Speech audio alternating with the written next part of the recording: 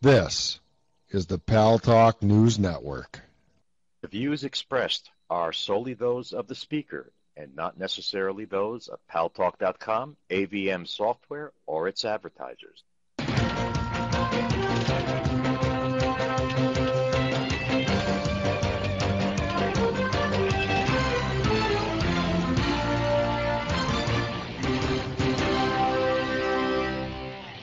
News Talk is online. News Talk Online is a production of the Paltalk News Network on Paltalk.com, the largest multimedia interactive program on the internet with more than 4 million unique users, on demand on iTunes and YouTube, and on my blog, GaryBaumgarten.com, where you're encouraged to post your comments, whether you agree with yours truly or not, and where you ought to be subscribing to my Twitter feed, twitter.com/GaryBaumgarten, to keep yourself up to date with all the important things that are happening in the news, some of which you may and some of which you may not see, hear, or read about in the mainstream media. And thanks to our good friends at CRN Digital Talk Radio, we're syndicated to an additional 12 million households. I am your host, Gary Baumgarten. I welcome you to the show. Alan, remember when they bailed out Goldman Sachs on Wall Street there? Sure do. You know, on Wednesday, Goldman Sachs is going to be reporting tremendous profits, and here's the best part. They are going to be giving out billions with a B, of dollars in bonuses. How does that make you feel as a taxpayer and as a daily observer, literally, of the Wall Street scene? I'm shocked to find out that they're giving out bonuses on Wall Street. Wow, unbelievable. Boy, you'd think they'd have learned something in the last year. That wasn't business as usual, but I guess on Wall Street, it's business as usual.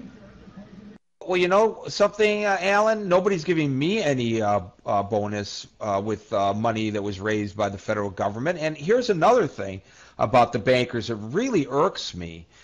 They're borrowing money now, thanks to their good friends at the Fed, at less than a percentage point. And yet, if you fall behind on your credit card bills, do you know that they charge you from 20 to 30%? I mean, I could get a better Vic on that from Tony Soprano. Well, it's funny, Gary, because I was just going to make that suggestion. If you needed some cash, I got a friend up on, Little Italy there that, just might be able to solve your cash flow problems. You know, they call what those guys do organized crime. I think the real organized crime is right there on Wall Street. And at least with the folks on Little Italy, you know what you're dealing with. You know what the penalties are. And you get your money back to them in time or suffer the consequences, but you know up front. But to charge people 20 to 30% when we're only lending it to them, I say we, the Fed, which is not really a government agency, you'd think that it was, for under a percent, that's a kind of markup that's really terribly, terribly unfair. Another interesting item in the news that I want to bring to Boaz Frankel's attention.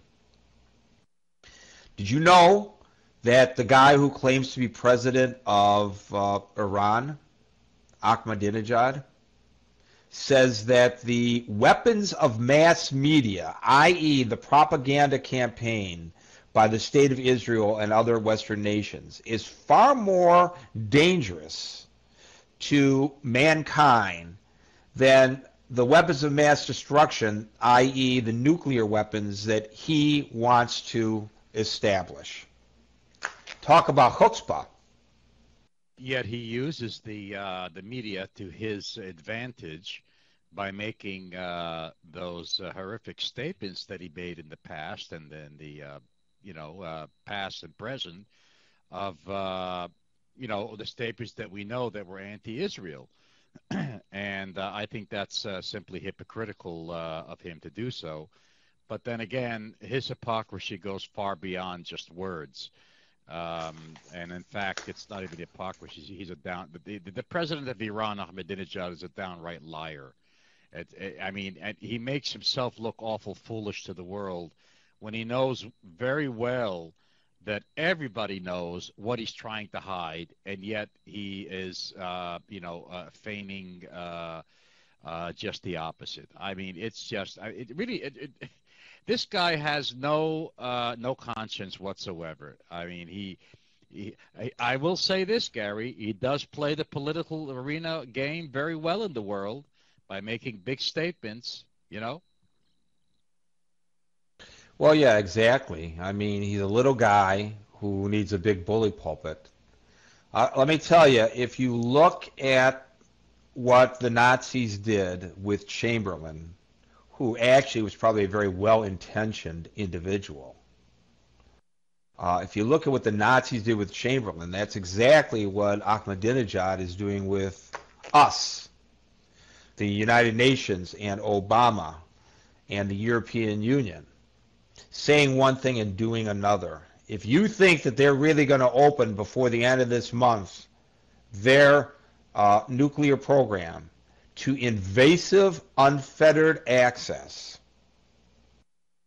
to the UN inspectors, well, I've got a bridge. It's a beautiful bridge that connects Lower Manhattan with Brooklyn that I'm more than happy to sell to you, because I don't think it's going to happen. I hope I'm wrong, but I don't think it's going to happen. And they've made it pretty clear that what they're doing here is tap dancing around for as long as they can until the nuclear weapons become a fait accompli. And once they have them in their hands, you don't let put the genie back in the bottle. And yes, go ahead, Gary, boss. Ahmadinejad is not a stupid person. He doesn't make statements just because. He's making these statements in order to divert attention from what he's really doing. But Ahmadinejad knows very well that history, you just have to look in past history. He knows as well as everybody else does that there's going to be, if the world doesn't do anything in a certain amount of time, and Ahmadinejad knows exactly what that time frame is, just like everyone else, he knows that Israel is going to take some sort of military action. He is aware of that. He knows, and he's gambling that he'll be able to achieve his goal before he gets attacked by the Israelis. This is his gamble, a very dangerous gamble. I think that I believe that that's the case here. Well, the question is, will they be able to get to those nuclear facilities buried into the side of the mountain as they have been? I don't know if you saw the piece on the Paltalk News Network, paltalknewsnetwork